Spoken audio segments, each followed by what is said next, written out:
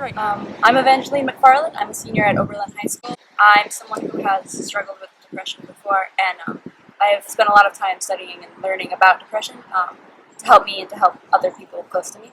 My name is Joella. I'm 18. I was diagnosed with clinical depression in 2011.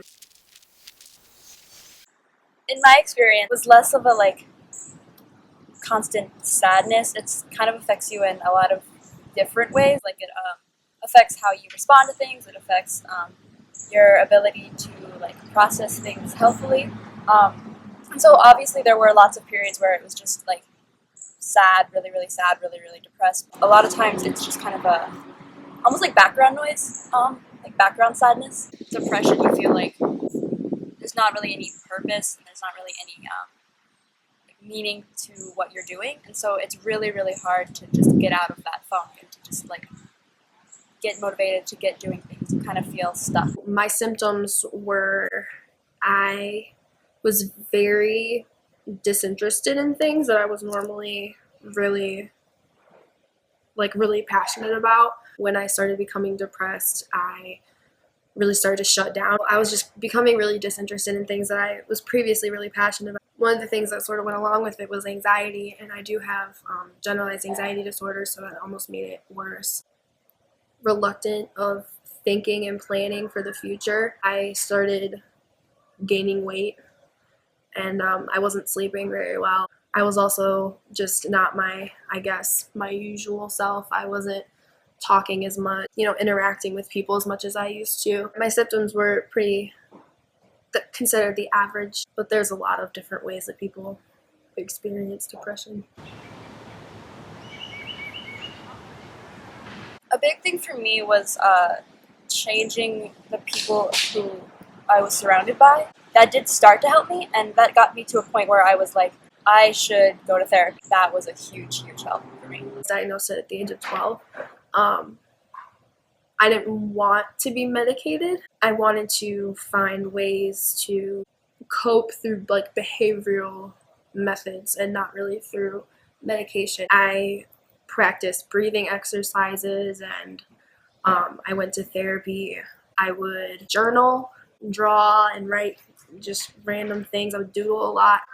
With my depression, I would try to ground myself in my senses. What can I feel right now? What can I touch right now? What can I smell? What can I hear? What can I taste? Things like that, just to kind of remind myself that I am here. And as I got older, my depression got worse, and the coping mechanisms just weren't as effective as they used to be. We decided to put me on antidepressants. But once I started, it changed my life. Depression really consumed my life. I've never been healthier or happier in my life, and I don't even remember, and it's really hard because I have to almost cope with being a new person now, and it just really affected everything about me.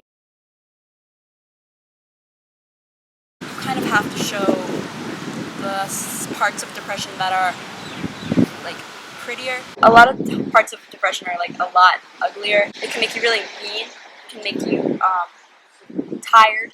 It can make you broke. It's not always what it's made out to be. There needs to be some kind of balance of realizing that this is a serious problem, and also realizing what the symptoms of depression are, and learning what the problem actually looks like. It's so much more than that. That affects a lot more emotions. People say, just take a walk, or just smile more. Sometimes with depression, you just kind of feel nothing. In the back of my mind, this is a way out. I never got to the point where I seriously planned it out or was going to do it, but it was definitely something that I thought about a lot. I've really, really learned to adapt and to be aware of how depression affects me personally. Because people experience depression in so many different ways, I would just encourage anyone to, if you feel a certain way, or if you think you're depressed, or if you think that you don't want to live anymore, or if you want to kill yourself, or anything like that, I wouldn't be ashamed to seek help. There's no harm, there's no shame in going to therapy and getting counseling.